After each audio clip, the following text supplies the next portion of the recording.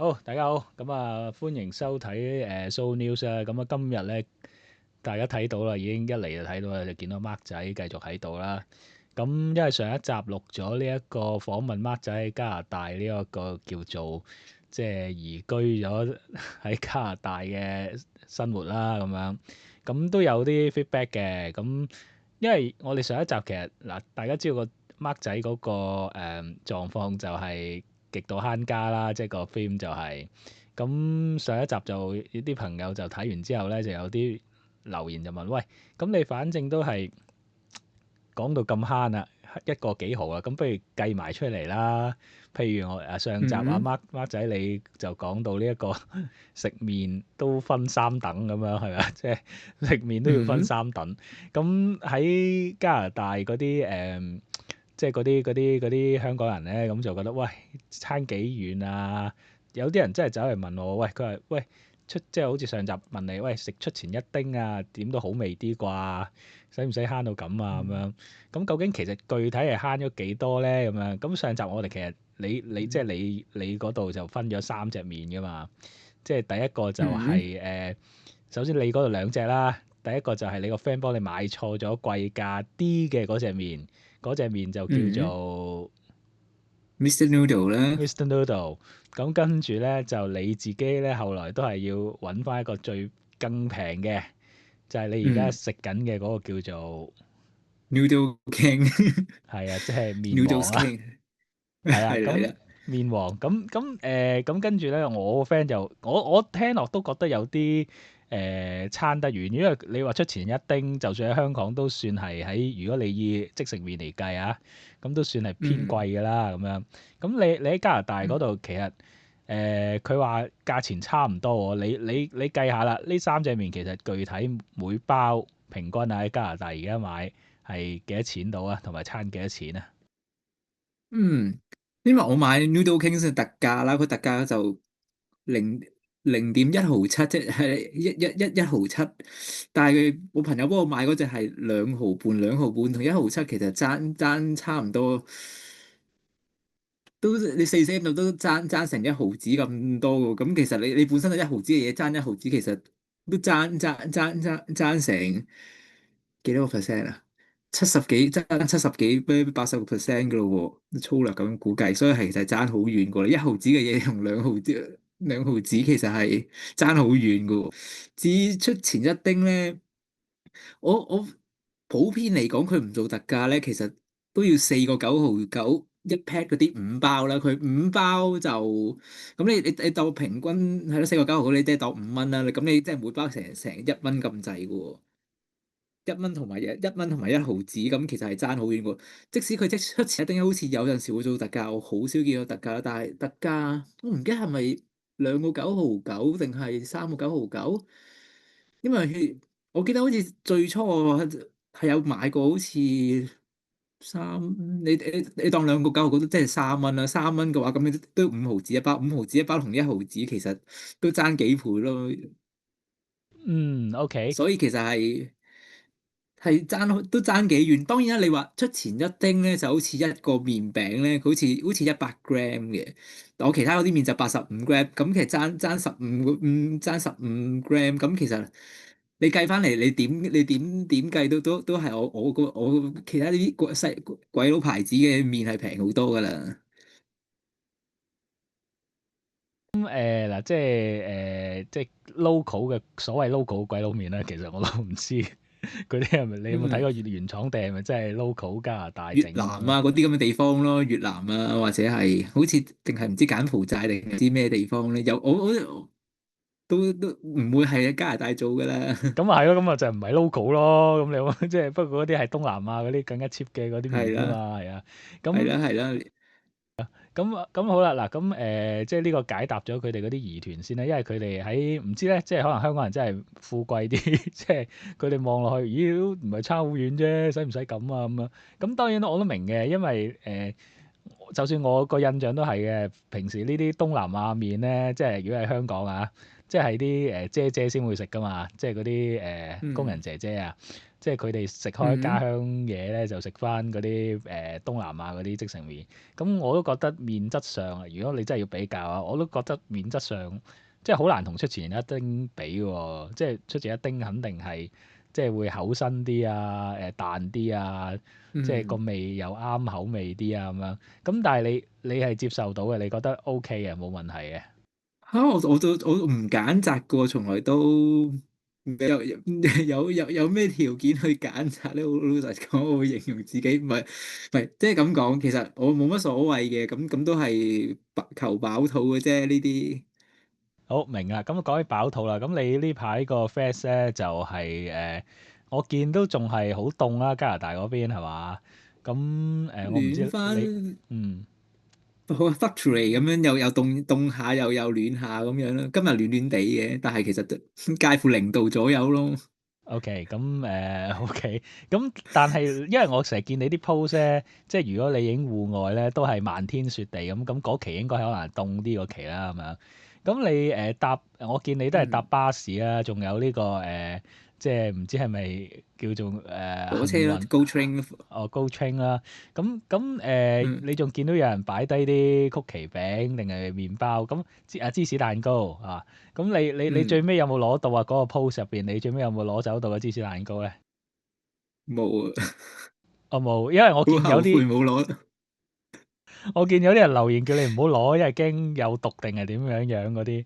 咁但係嗰嚿嗯，即係你係嗰日係咁啱撞到有個咁樣嘅 cheesecake 喺度噶嘛？係嘛？係啊，即係平時冇噶嘛，唔會有啲咁嘅嘢噶平嘛。時梗係冇啦。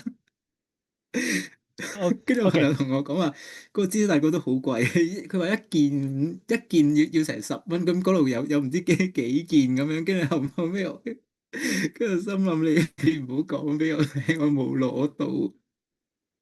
OK，咁即係嗰個人係唔小心留低嘅，咁樣。我諗應該係嘅。哦，咪，但係都即係大家都覺得危險嘅，因為你無啦啦喺街度有嚿咁嘅嘢食，咁樣就都唔知但佢係。冇開封，我又覺得唔驚嘅。我見到佢冇開封嘅，佢嗰個貼紙仲貼住咗喺嗰度。你唔會買個蛋糕特登加料㗎嘛？我諗。咁點知啊？呢個世界好難講喎，可能有人交料嚟裝鳩嚟嘅咁樣。咁但係 anyway 啦，咁樣咁咪其實我唔係想問呢樣嘢嘅，我係想問咧嗱，因為你知你嗰幾個 post 咧入邊咧，譬如有即係你啲朋友會煲粥噶嘛？我見咗幾個 post 好似都係講煲粥咁樣。咁你最近嗰個就話咩食皮蛋豬骨粥嗰個咁嘅嘢啦，咁樣。咁嗰個係你個 friend 嗯，煮嘅。係啊，係，咁嗰個係即係佢上面招呼埋你咁樣嗰種。類似係啦。咁約啲朋友一齊上佢屋企嗰度食飯咁樣。哦，喂，即係咪就係上次你講嗰個 friend 啊，即係車你出去哦，嗰個 係啊，friend。係啊，係啊，係啊，主要都係哦佢車嘅。，OK OK，咁佢即係其實佢哋係香港人啦，叫做即係應該係好多年嘅嗰種啦，即係住喺加拿大。係啦，係咁係啦，係啊。咁佢其實佢哋嗰個生活模式咧，即係嗱，其實如果你留喺加拿大，你終極嗰個模式，你都係參考佢哋嗰個生活嗰個狀態啦。你覺得佢哋即係好似譬如你朋友嗰個咁嘅生活狀態模式，嗰個消費啊，或者嗰個開支模式，其實你覺得算唔算係喺你心目中算唔算係好即係好嘅狀態啊？定係奢侈嘅狀態啊？定係點咧？咁佢都算係好嘅狀態嘅，我會形容係奢侈又唔算奢侈嘅。咁佢都唔係好奢，佢都講話佢都係慳慳，佢都係好慳嘅。咁但係佢個慳啊，同我比又梗係覺得一啲都唔慳。哦，OK，喂，即係因為點解我問呢個問題咧？因為有個網友就問就話：喂，孖仔，其實你唔使移民嘅喎，因為你如果要真係終極慳啊，如果終極最慳就唔應該去加拿大，而家所謂叫嘗試移民啦，或者移居啦。咁你留喺香嗯港應該即係譬如呢2年就好多人就話：喂，香港人要回流咯喎。第一就可能有啲人喺英國嗰度攞咗個身份啦。咁啊，又頂唔順定嗯點翻嚟啦，或者有啲可能好似混血肥仔咁焗住翻啦咁啊。咁有啲嗯人就對比，喂，其實終極如果要慳錢啊，喺香港點解會覺得平呢？就係因為你可以喺香港揾錢，然之後翻大灣區啊嘛，所謂翻大陸生活啊嘛。咁嗯，呢個先至係最慳喎。咁去加拿大啊或者歐美其他地方啊，嗰啲開支實會係高喎。咁你點睇呢個講法呢？冇啊！我想講，其實慳錢就唔會係人生嘅目標嚟嘅，咁你只不過係一咩？個生活嘅我以為你係。態度。呢個你我覺得呢個係一個習慣嚟嘅啫，我唔會為咗慳錢而慳錢咁，但係咁我平時嘅生活嘅狀況就係喺呢個慳嘅狀態嗰度，咁我又唔係特登刻意話要去慳咁樣噶嘛，咁所以其實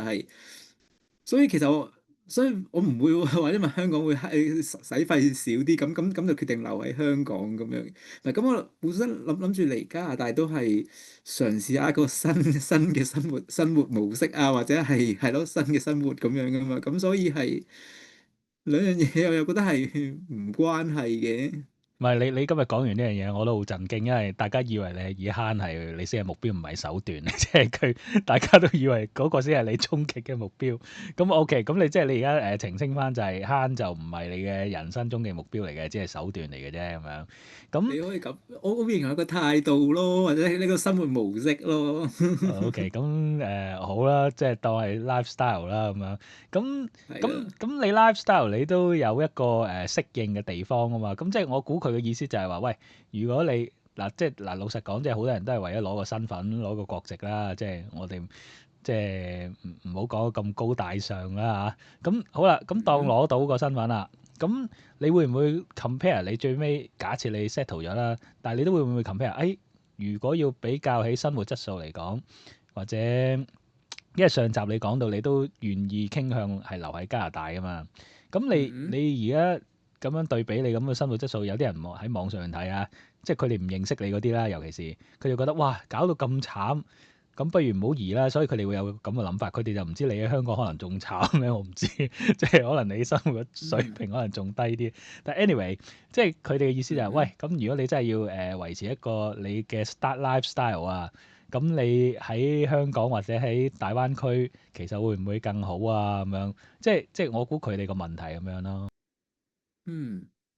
咁我覺得冇啊，其實喺而家嘅感覺，其實兩邊其實都差唔多。咁其實我都係過緊類似嘅生活咁樣嘅。咁只不過嚇我又唔會話係喺呢度冇飯食咁樣。其實喺香港我都係慳慳地咁樣，喺呢度都係慳慳地咁樣嘅。咁當然喺屋企，唔係喺香港屋企咁啊。咁又食飯嗰啲就通常阿媽負責，咁佢又唔會同我慳咁樣，咁啊當然就咁樣就好似豐盛一啲咁樣啦。咁而家到自己我揸數嘅話，我就梗係揸得緊啲，咁所以就感覺上就好似一個人食又會簡單啲、樸素啲咁，但係我又滿意，我又覺得 OK 喎。其實就唔係話爭好遠嘅啫。咁其實即係我覺得個生活水平其實我又冇特別去明顯感覺上係有好大嘅改變咁樣咯。明白嗱，咁當然咁嘅係當然我喺香港我都係少出去食飯。咁呢度都係有朋友叫嘅話咁先出去嘅啫。咁又冇咩大分別。咁係交通方面咁就比對翻就好似真係香港係平啲嘅搭車。呢度啊多數啲人都係會揸車嘅，好老實講，即係唔係揸車係係啊，因係為有啲即係有好有大分別嘅，啲困難嘅。係啊係啊，咪因嗯為你終極，我估嗰個人嘅意思就係、喂，你終極你都係settle 咗啦，當你攞到國籍啊，或者攞到即係身份啊 PR 啊，咁你好似頭先所講，你最終你又要買車啊，你又要入油啊，你又要就算用電車都好啦，你都要買架車啦。咁你其他生活使費就一闊三大喎，即係終極你都係慳唔得幾多啊！即係我估佢個意思係咁樣咯。嗯，我都唔知啊！你真你未諗到，真係買咗車要再計過先知係咪即係真係會貴好多定係點樣？又或者可能如果係即係啲朋友講，其實如果係住 downtown 嘅話，其實可能唔需要買車嘅。如果你生活圈子係圍住喺 downtown 嗰度，咁但係誒呢樣嘢唔知啦。其實同埋即係而家嘅生活狀態，某程度上去好多朋友都成日車出車入咁又。我唔知點講好咧。你話你話我你真係係好似寄生蟲。即係唔係嗱，因為買因為車個因為嗱，我嗯都識一啲朋友啦，咁好似你話齋，如果你話喺如果唔買車嘅話咧，多數咩人咧？多數就係嗰啲年紀好大揸唔到車啦，嗰啲老華僑咧就會啊，即係佢嗯可能譬如住喺個 small 細啲嘅攤，譬如我上次去 San Francisco 啦。咁嗯嗰度個唐人街嗰個範圍，即係嗰啲老人家如果唔出唐人街咧，就基本上咁佢可以唔使買車嘅，咁咪就係搭嗰啲 嗯 train 嗰啲嘢喺個市中心內碌嚟碌去嗯咯，係咁樣。咁但係嗰個生活圈子就係限死咗喺嗰個範圍內咯，即係你 OK 嘅，即係如果假嗯。設嚇嘅生活狀態就係你可以幻想到你唔買車就係咁噶啦，個生活圈，即係多行遠啲，即係想去遠啲嘅地方都去唔到。你覺得其實呢個生活狀態係 OK 嘅？我想講其實咧，又未至於係一個好公共交通工具係冇咁方便，咁但係又未至於係去唔到遠嘅地方嘅。即係好老實講，我之前翻學喺 Barrie 嗰度，Barrie 同埋 Toronto 其實都係爭咗成100公里。咁你唔係話去唔到嘅，不過你搭一程可能要2個零鐘頭火車咁樣，咁啊要去遠啲，你要安排多啲時間安排咯。咁如果你係喺即係多倫多呢個 area 嗰度，咁幾個即係其實巴士都可能個零鐘頭，其實都好多地方都去到噶啦。咁當然你就係又係要預你個班次啊，各樣那樣啦。咁係冇揸車咁方便嘅。咁你有時去啲唔順路嘅地方嘅話，可能要轉車啊，又會麻煩一啲啦。咁但係我又覺得係，我又唔我又覺得係。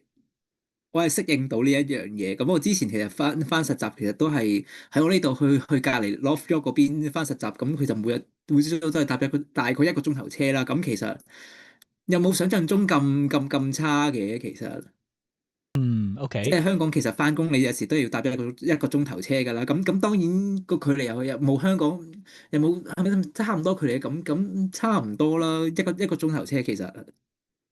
OK，唔係咁即係嗱，而家你嗰度嗰個即係我明你嘅意思嘅，即係你 OK 嘅接受到，因為其實你嘅意思就係你個生活圈又不至於窄到係嗰兩條街咁樣。咁嗯但係即係你點解成日我會問呢個問題咧？或者嗰啲香港嗰啲網友會問呢個問題咧？因為係香港人我唔知啊，感覺上啊，俾我感覺上就係大部分都係相對外向型啲嘅，即係探索型啲嘅。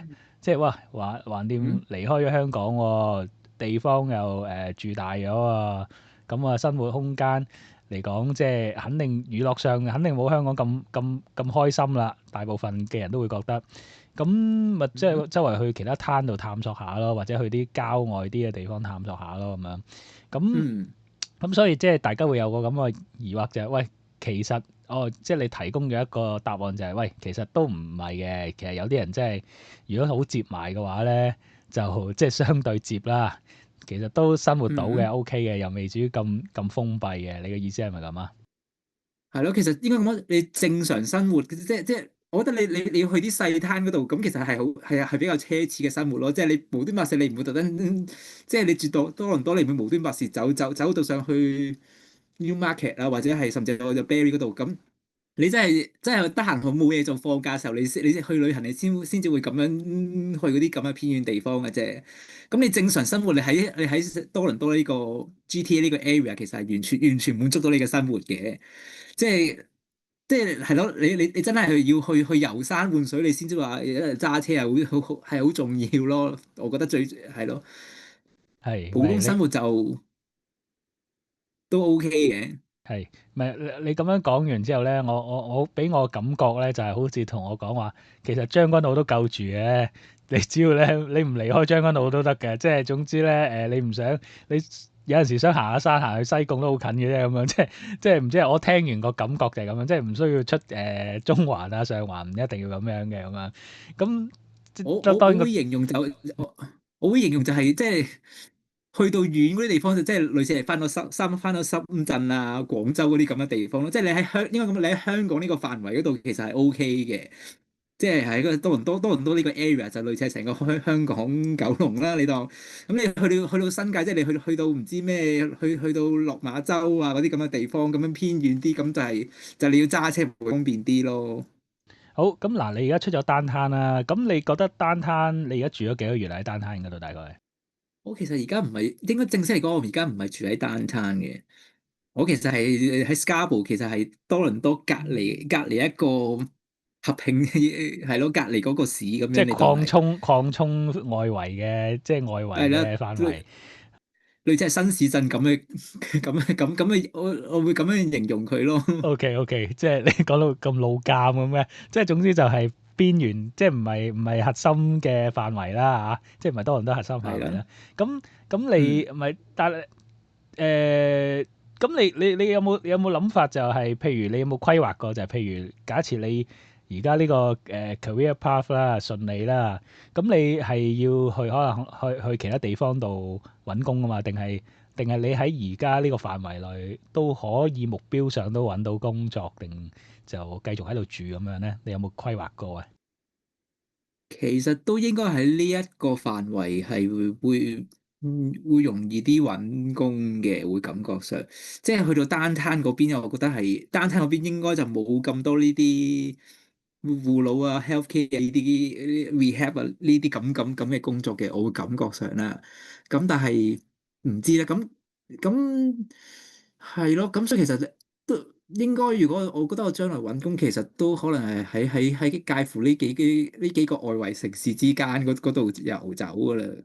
OK，係咯，咁你有冇覺得你而家嗱所謂去咗呢個邊緣嘅位置，其實你同喺你 Barrie 嗰度，咁你覺得有冇即係住咗呢一段時間，你有冇真係覺得有具體有啲咩分別咧？其實個分別都可以話係好大嘅，即係 Barry 嗰度其實應該咁講，最大嘅分別就係 Barry 嗰度其實係一個你當係一個。佢有你可以話係山卡啦，同埋成個應該咁第一個分別就係佢嗰度其實相對嚟講少好多華人嘅，即係佢係真係白人啦，同埋印度人多啦，跟住就周圍都印度人多㗎。嚟到呢一係咁，你都可以咁講嘅。嚟到呢一個區，其實就相對嚟講，華人嘅比例又會多翻好多，你會見到你會見到多啲華人啦，同埋有中文字啦，或者係咯，咁呢個係講到最明顯嘅分別咧，佢同埋方便程度咁。即係呢一度都叫多倫多嗰個 area 啦，個市區啦。咁其實係所有嘢其實都係方便啲嘅。我之前喺 Barrie 嗰度，其實我去最近嘅超市買嘢咧，咁我要半個鐘頭，但係我係搭車半個鐘頭先去到啦。咁呢度其實我半個鐘頭我係可以行路就可以去到嗰個超市啦。咁其實係所有嘢都咁個距離其實係近啲嘅，即係商店啊同埋住宅啊嗰個感覺上係。唔係，咁你講起呢個問題就係都可以討論嘅，就係你覺得係唔係有華人聚居嘅地方會令到你都係重要嘅考慮之一咧？即係你覺得見到中文字啊，或者見到華人嘅地方會令你感覺上好啲啊？係咪咁嘅意思啊？嗯，我又唔係咁樣講，應該咁講，我會覺得，如果喺揾工方面咧，其實係會容易啲嘅，即係咧好老實講，即係我都有同唔同有其他人都有俾呢個 feedback，就係即係咧我喺 Barrie 嗰度揾工，我英文唔夠叻啦，咁可能會係一個 disadvantages 啦。但係喺呢個環圈子，咁我又識啲英文啦，咁我又識講中文啦，咁呢個就變成我嘅優勢啦。咁因為呢度係有人係唔識講英文嘅，咁即係咁嗰啲人就係要靠我呢啲可能即係有即係可能中文同英文都 handle 到嘅，咁就要去溝通啦。即係喺我上一個實習，其實係有啲咁嘅情況，即係喺個院舍嗰度係真係有啲 client 佢真係。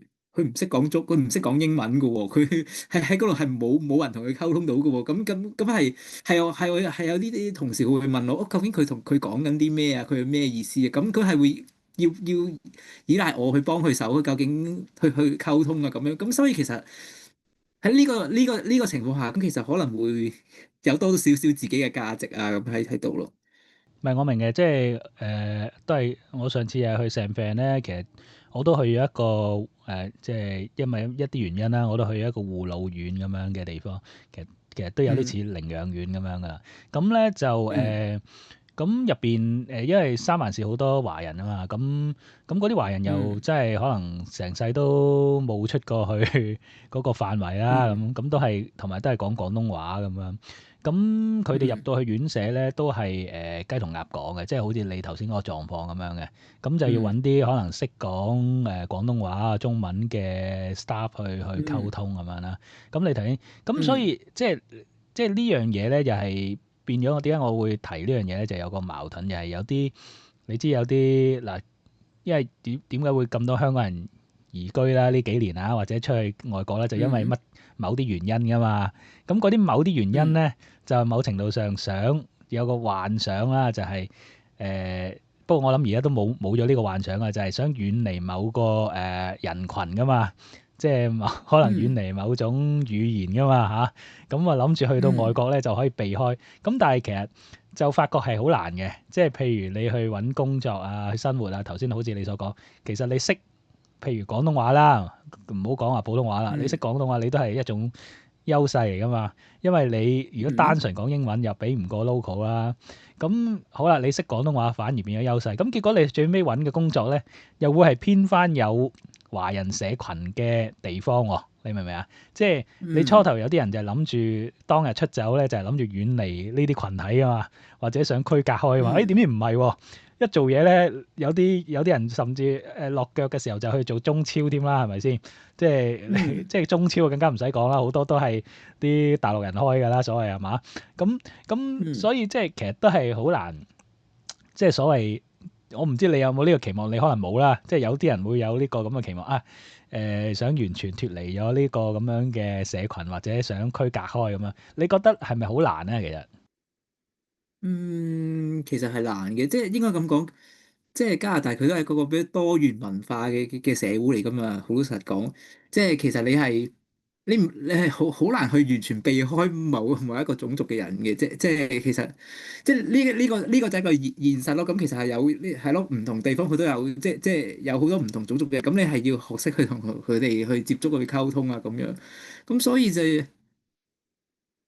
所以我又覺得應該嚟嘅之前，其實我估你應該係有一個了解，就係你會當然啦，應該咁講，你要去到偏遠嘅地方嘅話，咁即係要咁，即係嗰個人口嘅比例可能會有唔同啦，唔同地方。咁你如果你係為咗去即係為咗去嘅所謂你嘅隔離嗰某啲種族嘅人嘅話，咁你去偏遠地方係可以做到嘅。咁但係呢個係咪你真係會要嘅生活咯？你只係咁講。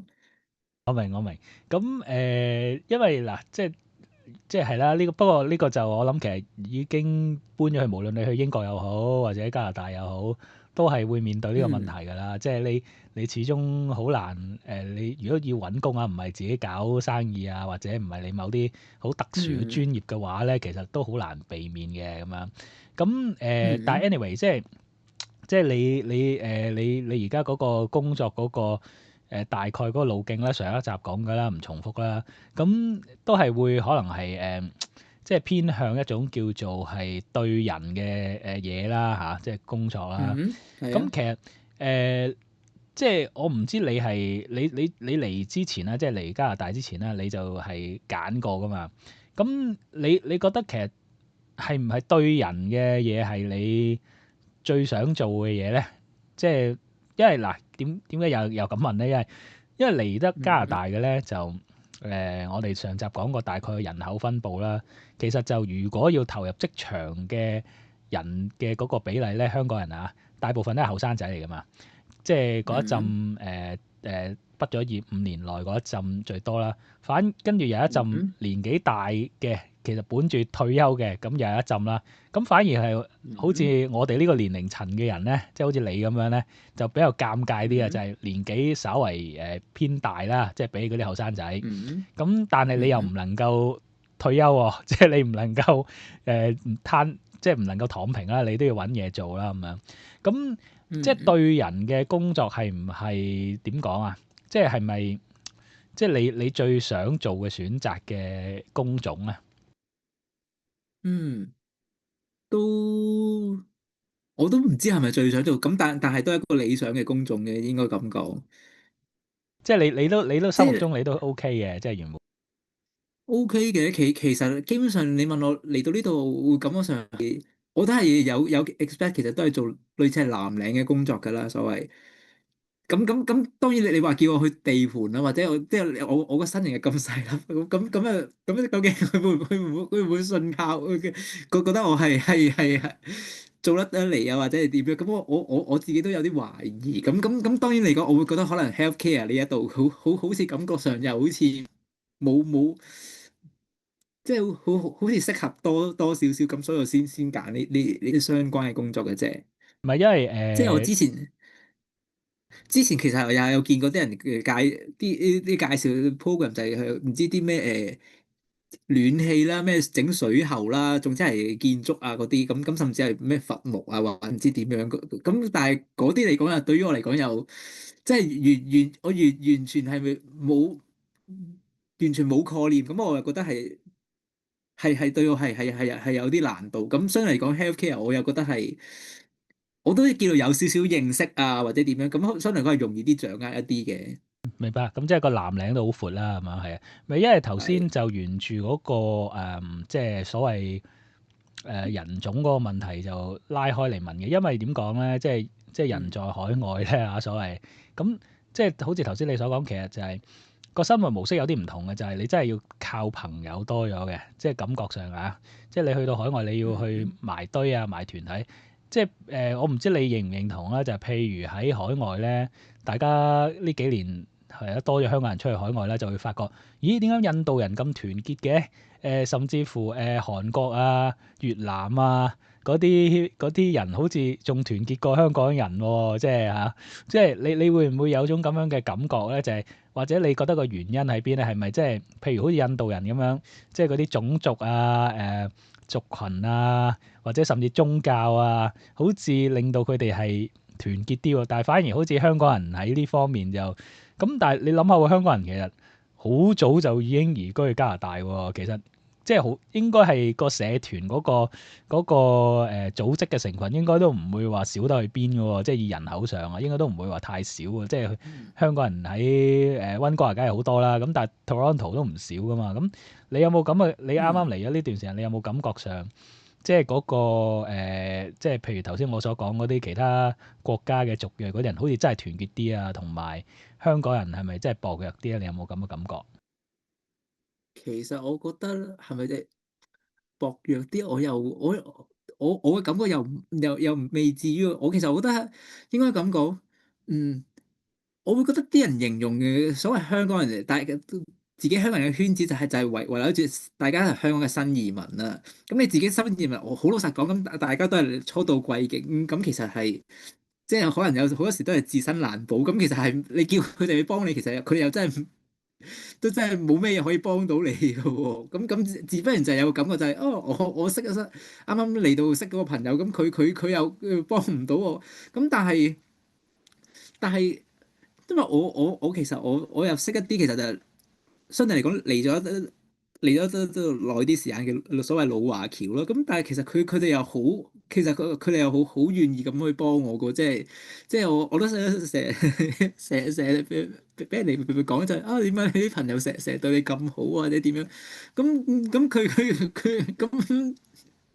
即係我會有一個疑問就係、其實你自己為某程度上就係可能睇下你自己身邊究竟係識啲咩朋友或者點樣啦。咁即係我會形容咁，其實係有一班人其實都好願意幫其他人嘅。即係我覺得其實又未必真係純粹係種族，其實。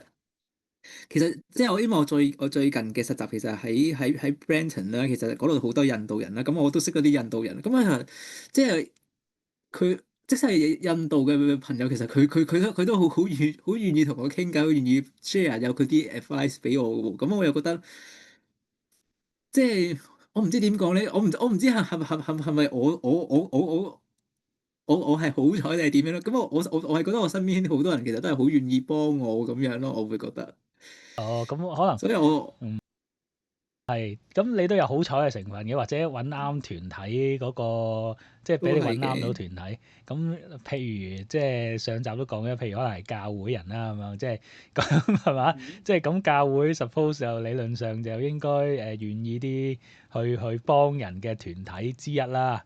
咁除非你去嗯，同鄉會啊，我唔知啊，即係係咪？咁你即係你個 option 可能係咪咁樣咧？係咪建議都係咁樣咧？都係嘅，其實都係嘅，其實即係好似我之前我即使唔係未係喺多倫多呢一帶啦，我之前喺 Barrie 嗰度，咁其實我參加嘅圖書館嗰個 Conversation Circle 啦，咁佢參加得嗰度其實都係啲義工，咁其實佢都係想認識唔同地方、唔同人、你唔同文化嘅人啦，咁其實佢都係好願意幫我嘅，咁所以其實就係、即係睇下你自己究竟你會參加啲咩活動啊？咁其實某程度上都係會，你要參加，即係佢其實佢有啲所謂新移民，咁佢幫助你嘅嗰啲輔助嗰啲服務，咁你去嗰啲地方嘅話，其實你係會識到啲人，佢係會有心去幫你嘅人嘅，咁所以我即係你，我覺得係你要。都可能都係有個目標性喺嗰度嘅。咁你去揾啲即係佢係願意即係幫新移民嘅團體嘅話，咁你自然不然就會認識一啲係佢哋會願意幫你嘅人㗎啦。咁明白，即係咁有啲似感嗯，覺上就好似喺香港嚟講就好似阿蘇麗珊咗啲 Socal 嗰啲叫做咩啊？即係社區組織關注你可以咁協會咁講嘅，樣嗰啲係啊。咁係即係其實都有呢啲咁樣嘅即係如果要揾啊，就揾到呢啲啦。咁但係你知香港人其實喺香港嚟講就係多數人都係孤獨村慣噶嘛，唔係好習慣，唔知咧俾我感覺上唔係好習慣參加呢啲團體嘢噶嘛，尤其是係接嗯受人幫喎，即係香港人好似對呢一樣嘢點講啊，有種 ego 喺度噶嘛，即係其實實際上係需要人幫嘅，嗯或者需要融入個團體係需要人幫手嘅，但係又好似嗯。香港人好似唔係好習慣呢樣嘢，我唔知你認唔認同啦嚇，咁但係。即係你去，不過你去得嗰啲團體度，嗰啲都係願意接受人幫或者願意幫人嘅團體啦。咁嗰度你而嗯家參加嗰個團體係咪主要都係香港人咧我而家嘅教會係多香港嘅老華僑咯，應該咁講係啦。？OK，即係佢哋都係老華嘅。咁你有冇覺得嗰啲老華僑嗱，即係唔好怪我坦白，佢哋有冇啲好強烈嘅譬如對於某啲時事啊，有啲好強烈嘅睇法嘅一啲人咧，即係譬如係偏向某種顏色啊，即係你有冇觀察到佢哋有啲咁樣嘅討論啊？其實我又唔唔，我所識嘅圈子又唔太多喎，好老實講。明白嘅，因為即係呢個點解我會提呢個問題咧？唔係為咗陰你嘅，即係因為有啲人佢會覺得，即係譬如有啲香港人佢係因為嗰樣嘢而離開香港噶嘛。咁佢話：，我去參加啲團體咧，就有個戒心啦，就係、喂你啲老華僑，即係有啲人有咁印象，喂老華僑喎，即係會唔會好保守啊？或者會唔會講兩句就鬧我哋呢啲香港人係即係曱甴啊？會即係有啲人會對於老華僑呢三個字有種咁樣嘅印象啊嗯嘛，你明唔明啊？即係或者係咯，即係有啲已經你之前排喺都有啲喺加拿大個圈子入邊對香港啲後生仔有啲爭議啊嘛，譬如有對後生仔唔知嗯點樣就批評加拿大好多新嘅啲政策啊，然之後又話想走啊咁樣，跟住有啲老華僑又會走去鬧嗰啲後生仔噶嘛，即係我唔知你有冇留意嗰嗯啲討論啦，即係我唔係嘅，我都聽到嗯啦，即係證明鬧得好勁啦，係咯，即係你覺得有冇呢個？即係可能你嗰個 group 就唔係好熱衷討論呢啲嘢嘅，即係或者其實可能大部分嗯，都唔係好熱衷討論呢啲題目噶嘛。我覺得係我某程度上應該咁講，即係。咁呢度咁多人，咁你總會係有啲人嗰個政治立場偏激啲啊，或者係點樣？咁係會有，咁但係我所認識嘅，咁其實即係有陣時你唔特別去講啊，或者係點樣？咁其實大家又唔會好熱衷咁去討論呢一啲嘢嘅喎，我會覺得咁即係。即係當然我都認識嘅，我都會認識有啲朋友其實佢係即係聽佢嘅講嘢，咁其實佢都係會覺得哦，都係希望加拿大可以親中國多一啲啊！咁我係會聽有朋友係有咁嘅講法咁樣嘅。咁但係我知道咗，咁我唔會特登同佢拗或者係點，我覺得冇咩特別意思嘅喎。我即係我唔同佢討論呢啲問題，咁咪冇事發生咯。咁即係可以做到朋友。即係我又唔會話因為即係因為佢政治立場，跟住要搞到反面啊，冇朋友做啊。咁我又覺得即係我覺得以前都唔會係咁。即係即係之前我都唔係啲咁嗰個政治立場咁強硬嘅人，咁所以對於我嚟講，我又唔會話好對我影響好大咯。明白明白，我會覺得，唔係因為你唔係呢種人應該大家都明嘅。咁但係難保嗯有啲可能好似我咁樣噶嘛，即係亦講唔夠一兩句又吉人哋咁樣，即係你想嗯親大陸多啲好啊，咁不如你都翻大陸啦咁樣，咁即係有陣時你知可能我哋呢啲人會忍唔住會反駁啊嘛，係咪啊？咁嗯即係我嘅意思就係、即係你當然即係呢啲大家唔同嘅明啊，但係我嘅意思係嗯。咪？個氣氛大部分嘅情況之下，都係大家都唔會討論呢啲嘢，即係其實你起碼喺你個圈子嗰度就係大家其實唔會特登去講無端端講時事啊、國際大事啊，即係唔會咁樣噶嘛。我估國際大事其實有陣時佢哋會都會討論下，但係我所留意到，其實佢反而喺加拿大，其實佢係即係感覺上佢哋對於美國嘅嗰個感覺係強烈即係仇視美國啦，強烈過。唔使講。你都可以咁講，即係佢哋係對，即係我感受到我覺得身邊人其實佢哋講起美國，佢哋會反應係應多過應該話多過係仇中國喺。仇視近呢一兩年嘅Trump 嘅政府啦，即係佢哋對呢你可以樣嘢方面。咁講，而且呢個係唔係淨係華人嘅喎，其實係即使係我喺學校讀書咁啊，我學校嗰啲 professor 啊，嗰啲老師佢哋一講起美國，其實佢哋真係會好大反應嘅喎，佢哋。明白嘅，唔係因為嗱就不過呢個真係岔開咗一個話題啊，即係因為 OK，咁你不過呢個都可以講少少嘅，就係喺加拿大生活，即係其實主流嗰個即係根據你嗰個觀察啦，雖然你嗰個觀察都係個人嘅嗯，啫，咁但係係，喺加拿大整體上你 feel 到嗰個氣氛都係所謂即係如果以而家個語言嚟講啦，就係有啲偏左啦為主啦。即係對於 嗯 Donald Trump 嘅嗰種所謂新興起嘅相對，又未必係左右嘅，可能覺得佢霸道啦。嗰種咁嗯。樣嘅處事模式，就加拿大人係普遍上係睇唔過眼嘅。你嘅意思係？可以係佢會覺得美國嘅威脅好似係迫在眉睫咁嘅感覺咯。係即係想吞併咗加拿大咁樣樣。咁係啦，即係即係佢哋會對於呢樣嘢係會真係彈起個，即係一講呢個係即使我之前喺 Barry 嗰度，咁係佢即係啲即係你平時都係覺得佢哋好溫和嗰啲阿婆啊嗰啲咁樣咧，佢一講起美國嘅，跟住即刻會着火咁樣，跟住後尾 OK，咁啊幾有趣，呢個又真係幾有趣。即係如果政治，即係反而因為近日 Trump 嗰啲嘢，就令到就算喺華人團體入邊都唔會，即係但都係一個點講，都係一個指標嚟嘅。因為即係普遍嚟講，即係大家嗰個意識形態，你都會 feel 到係即係 Trump 嗯嗰一種，肯定就唔啱加拿大人口味㗎啦。即係咁，但係你知嗯有啲即係譬如香港嘅華人團體近呢一兩年可能對 Trump 好有好感噶嘛，係嘛？即係或者呢幾年啊，嗯係啦。咁嗯咁，但係就呢一套嘢，即係喺加拿大主流社會嚟講，就係都係抗拒嘅。OK，咁咪咁嗯都係有趣嘅。咁但係點講咧？即係我唔知你認唔認同啦嚇。即係譬如好似我哋呢啲讀所謂偏向社會科學嘅出身嘅人嚟講咧，其實就對相對左翼嘅意識形態或者理念嘅就唔係話好陌生嘅。咁即係或者佢哋嗰套思維諗法又唔會覺得好陌生。其實就即係你會明點解加拿大嗰啲人啊，或者點解有啲人咁唔中意 Trump 嗰個理由，即係大家多多少少都會明白嗰個諗法嘅。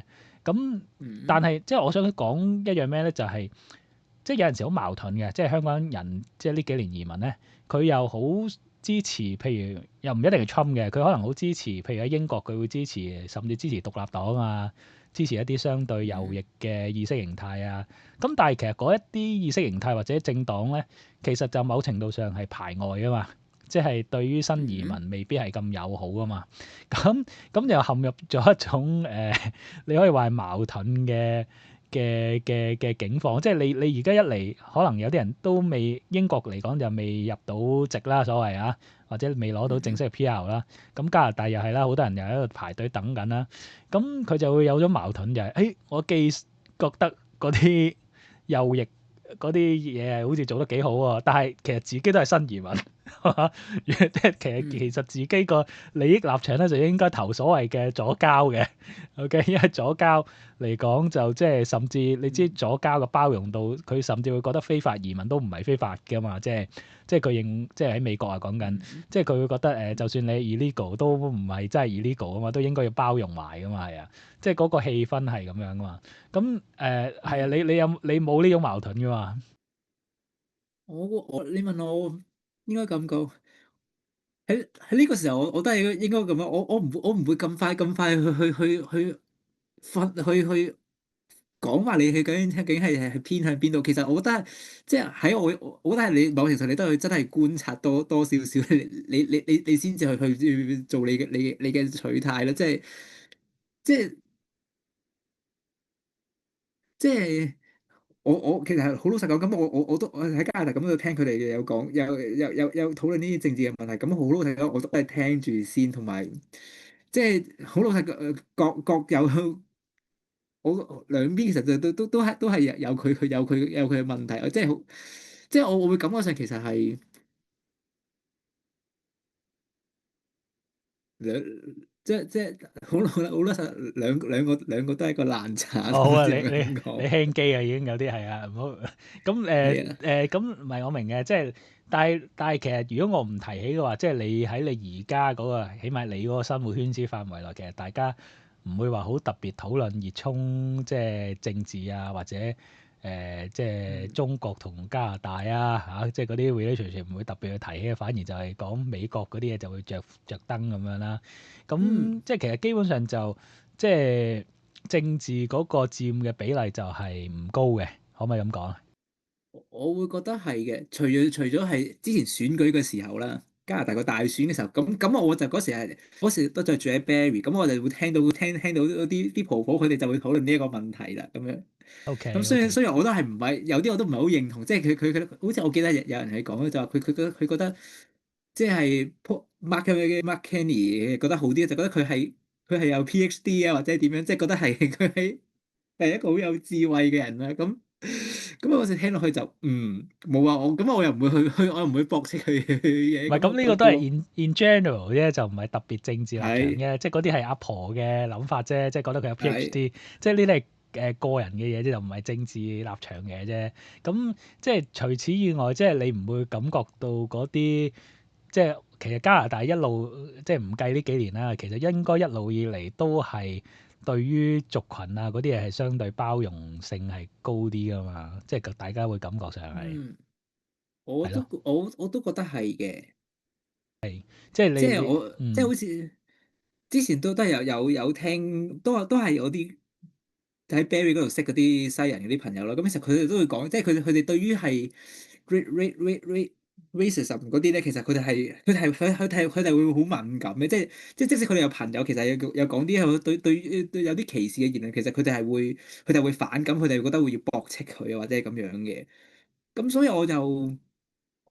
係咯，我會我所觀察到嘅觀感啦，咁其實係都相對嚟講係包容嘅，尤其係我會感覺係尤其係白人咯，又或者可能因為我識嗰啲人，其實佢都係佢去接觸我哋，即係去參加 conversation circle 啦。咁佢哋去嗰啲義工，咁佢都係願意去接觸其他人嘅話，咁其實你都可以話佢哋包容性強啲咁樣嘅。OK，咪係啦，咁呢個都係。不過你如果有留意開香港人喺加拿大嗰啲群組，就可能有啲人會。不過因為可能即係我哋啲冇小朋友嘅人就冇咁敏感啦。嗰啲可能如果帶小朋友過嚟讀書啊，或者咩，佢哋就比較緊張，就係哎呀成日上埋呢啲加拿大嗰啲咁嘅所謂呢啲比較 liberal 啲嘅嘢啊，會唔會教壞咗個細路啊？尤其性別啊，即係呢啲嘢都炒埋一碟㗎啦。總之就覺得哎呀，反而教壞咗我細路啊咁樣。咁即係又好早教性傾向啊，又好早教嗰啲性別教育啊、烏哩單刀啊，即係佢哋會有咁樣嘅 concern 㗎嘛。嗯，但係但我覺得呢一樣嘢其實係唔係，即係我意思係，即係其實你頭先講嗰啲嗯種族好大家係有種，起碼有種 awareness，就係覺得啊唔應該 racist 啊，應該包嗯容啊，即係其嗯實係一套嘢嚟噶嘛，即係連埋頭先佢嗯哋嗰啲話唔中意嘅性別教育平等，其實都係講平等嘅嘢，即係一系列嘅嘢。對於我嚟講啦，其實係一個 package 嚟噶嘛。嗯即係你唔能夠要啲又唔要啲，即係你又享受到嗰個種族嘅對你嘅友善，或者大家相對嗯平等嘅地位，但係一方面咧又唔中意佢哋某啲教育咁樣，即係即係我唔知啊，即係我睇到就係有呢種嗯佢哋有呢種咁樣嘅矛盾啦，即係既要又要咁嗯樣咯。咁但係其實喺我嘅理解咧，其實應該係一套 package 嚟噶嘛，即係你嗯對譬如你對同性嘅嗰啲人態度係包容嘅，唔好講接受啦，起碼嗯包容嘅。咁但係嗯你同一時間其實亦都係佢亦都會對其他種族啊嗰一套嘢嘅教育其實係即係一齊噶嘛，係咯。咁嗯所以你先會得到一個相對寬容嘅環境啊嘛，係啊。咁嗯但係我唔知啊，你可能接觸嗰啲華人團或者不過你係教會就可能有另一種立場啦，我唔知啊，即係嗯係咯。咁所以係咯，即係會有呢種咁嘅矛盾喺度嘅。即係我想提出就係啲香港人可能會有咁嘅矛盾喺度咯，係啊。嗯，但係我其實某程度上我會覺得係包容同時間你個傳統觀念其實係兩樣嘢都可以，我覺得係可以並存嘅喎，即係我唔介意有同性戀咁，但係我唔會話我唔會話一男一女呢個傳統嘅家庭觀念係唔啱咯。咁但係咁即係我覺得係你唔需要你唔需要否定人哋咁，但係你係咯，我覺得嗰個態度係咁似係咁樣 OK，多我明啦，我多過話你明啦。係我明啦，即係你嘅意嗯思係話，即係可能嗰啲香港人嘅反感就係因為有啲極左嘅，就係佢唔單止要平等，佢甚至要 dominate 咗成個狀態，就係只係要嗯徹底嘅平等，就連你嗰啲舊嘅一男一女啊嗰啲都要取消埋，或者破壞埋，或者貶低啦，或者貶低嗰種價值啦。我覺得當你去到個貶低呢度，其實就唔係平等，即係你覺得你嗰個係高過人哋嘅話，咁呢一個就唔係一個平等，唔係包容咯。OK，明白明白。咁即係近年，即係你覺得香港人就反感就係呢樣嘢啫，可能係即係觀察到係啦。OK，嗯好，咁就係啦，係其實今日都係講，即係都係講呢啲，都係拉埋嚟講嘅啫。其實就因為呢幾年，即係呢一年兩年咧，其實都進入一個叫做點講啊，相對係對於香港人移民咗呢幾年啦，或者移居生活啦。咁其實都應該有嗯個逐漸塵埃落定嘅狀態噶嘛，即係你啊遲去啫，但係有啲人早去嘅，嗯譬如喺英國嗰啲可能已經，我識有啲朋友已經成功搞掂咗啦，OK，即係5+1嗯加一都搞掂埋啦。咁喺加拿大咧就係、大部分即係好多人都其實已經住夠咗時間啦，不過就未批咁解啦，或者等待批啦，唔知等幾耐啦，等幾年啦，大家 嗯 expect 係嘛？咁有啲就翻埋香港啦，咁樣係啦。咁嗯所以就係呢一個時期咧，就係、其實就開始應該點講咧？應該話係比高峰期離開香港嘅嗰個時間咧，而家開始反而係陸續有啲人回流啊。係啊，咁嗯係咯，即係呢一個時間嗰個位就係大家開始諗去留嗰個問題，所以咁我哋就即係冇啊嗯求其揾揾啲人嚟講下而家喺生活嗰個狀態啫咁樣。即係嗱，總之你嗯都係同上集一樣啊嘛，你都係覺得你都係傾向留喺度啊嘛，即係留家噶嗯，嘛，算係嘅。係即係不過其實嗯。都係咯，都係現實問題。咁其實你究竟你喺呢度生唔生活到啦？你究竟揾唔揾到嘢做啊？咁係呢個都係一個重要考慮啦。咁但係我又會覺得暫時我都仲係幾喜歡呢一度嘅生活環境啊，各樣嘅咁。即係我都係我其實我最其中一樣中意加拿大就係我覺得加拿大嘅人其實係相對嚟講係友善嘅，即使我喺呢度嘅認識嘅華人啦，多數都係友善好多嘅。嗯，即係香港人係 mean 好多，個環境係敵對好多嘅。我會覺得有啲咁嘅感覺嘅。因為呢個都係嘅，即係大部分佢對於譬如無論英國、加拿大啦，生活不滿嘅香港人，佢感受唔到，即係可能好不幸啦，即係佢遇到啲工種或者遇到嘅人咧，就咁啱唔係咁友善啦，或者工作環境唔係咁好啦咁樣。因為有陣時你真係可以個工嗯作環境好差噶嘛，即係譬如可能佢做某嗯某個倉咁，然之後啲倉入邊嗰啲人又即係唔係咁友善咁樣，咁就會唔好彩啦。但係你就 so far 叫做好彩嘅，覺得同埋你享受，即係你感受到呢度嗰種叫做即係人情嘅好處。即係因為嗰陣時我唔知嗯啊，你記唔記得我哋嗰陣時搞台灣 agent 移民 agent 咧，我哋成日 sell 台灣啊嗯嘛，話 sell 台灣有人情味噶嘛，係啊。咁但係嗯唔知咧，即係我講完之後咧，即係咁其實我嗰陣時做所謂台灣 agent 都唔係話對台灣好深認識啫。咁但係透過嗰幾年之後，我又覺得台灣又如果你話講起人嘅 nice 嘅程度咧，即係表面上可能係 nice 過香港嘅，但係又好似又感覺上幾年之後又唔係好覺得好咁好啦，唔好話咁衰，但係都好過香港嘅。即係其實你點對比啊，點都好過香港，因為香港嗯嗰個競爭啊，嗰個大家秒嘅程度係好，你由細秒人秒到大㗎嘛。喺香港嗰個狀況係，即係大家習慣咗係嗯去比較啊，然之後踩低人啊，去嗯即係嗰個環境係咁樣，即係大家不其然地習慣咗嘅其實係，即係但係如果你而家去咗外國，你覺得嗰個同埋當然你仲有個前提咧，就係你接受咗唔係一個即係你必定要好搏命地向上爬嗰個咁嘅狀態啦。咁你會係嗯，享受到嗰種咁樣嘅友善嘅人同人之間嗰個關係嘅，係咪？你係咪都係感受到呢樣嘢啊？我會都算係嘅。係，咁啊有個大鑊喎，就係如果你真係喜愛咗或者習慣咗呢種環境，但係 touch wood 啊，最後你原來要翻香港嘅，咁你會好痛苦喎可嗯。能會。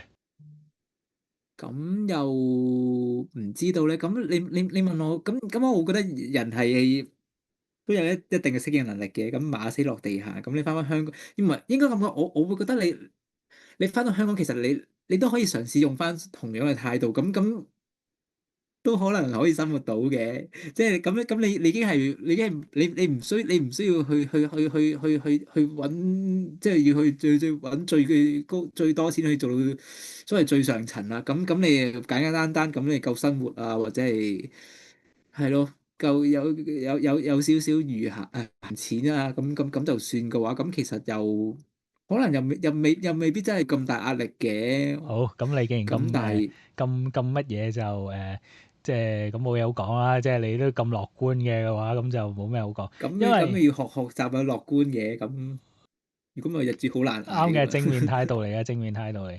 即係唔係即係其實就係講緊移居，你係留家定留港，就係你仲要睇埋其他生活嗯配套啊，即係譬如醫療啊、福利啊，即係喺香港嘅所謂嘅就未必福利嘅，直接可能就係醫療嗰個配套啊，或者有啲人如果有仔女嗯就係教育個配套啊咁樣。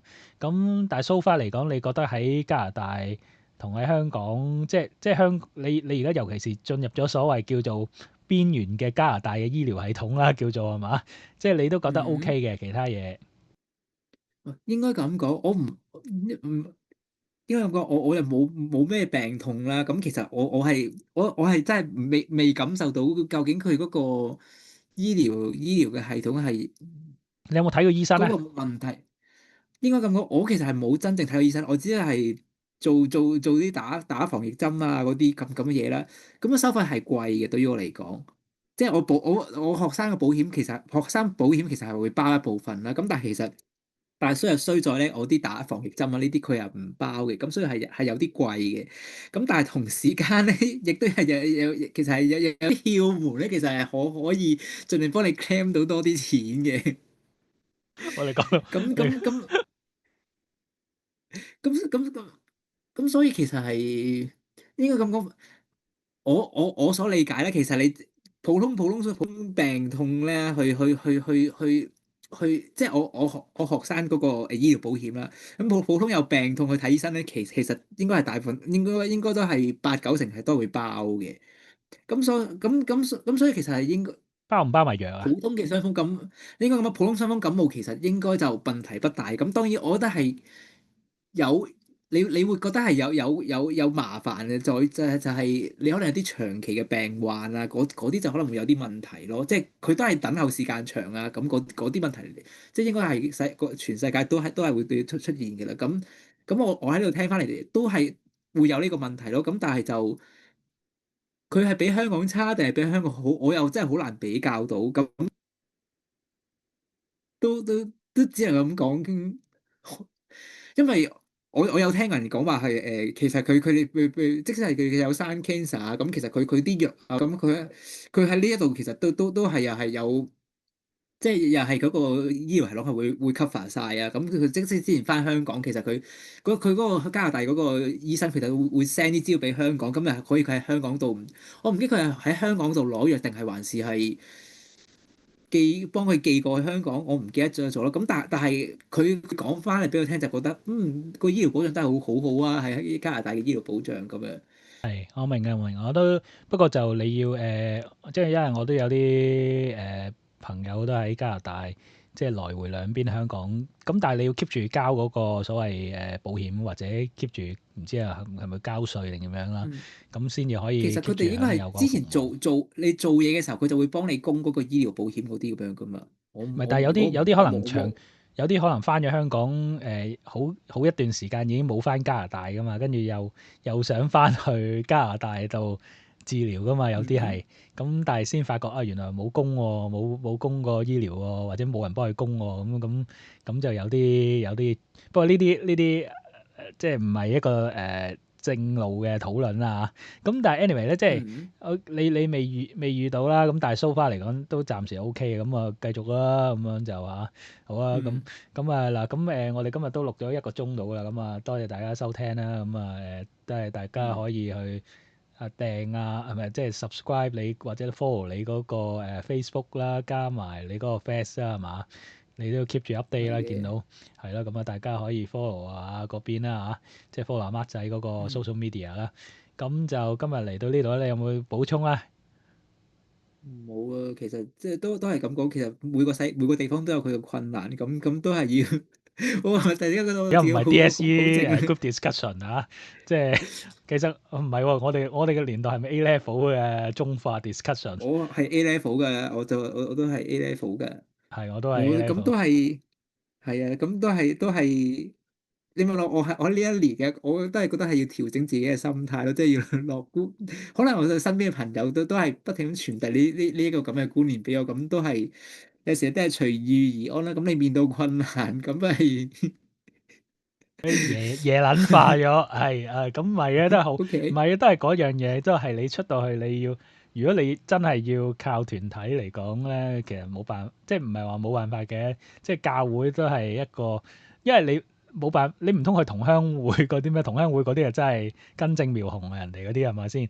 咁就你如果去嗯教會咧，都反而可能仲係相對比較唔好話，即係 neutral 啲啦，即係你可能都仲嗯係點講啊？即係咁你。當然可能個 package 就係你某程度上可能要信唯一嘅真神啦，咁啊係嘛？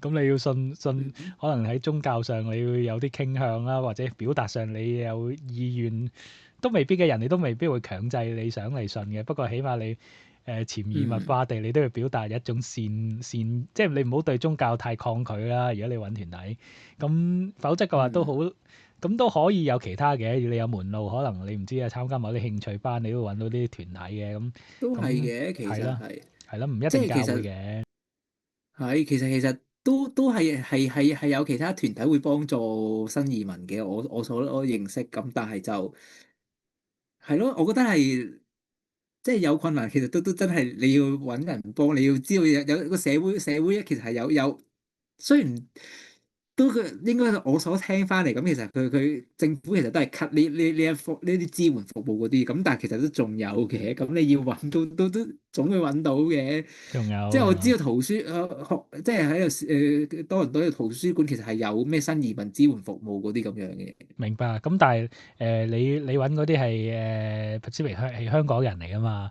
咁呢個又有啲唔同，即係你始終香港人，即係老華僑都係起碼同聲同氣啲啦，係咪先？你同埋佢哋老嗯華僑得嚟，即係佢有一定嘅資源可以去有餘力去幫人啦，即係嗰啲又係當你係半同鄉會咁樣嘅。即係其實都係同鄉會嚟㗎，講到尾都係有啲咁嘅性質㗎，咁，OK，你係咯係咯，即係但係就起碼香港人咯，咁你知道大家大概嗰個生活習慣啊，或者嗰啲起碼口味都大概知啦，咁樣係啊。anyway，咁就嗯好啦，咁啊今日嚟到呢度啦，咁啊多謝大家收聽啦，嗯係啊好，咁啊下，OK 好，次再同大家見面啦，拜拜。拜拜。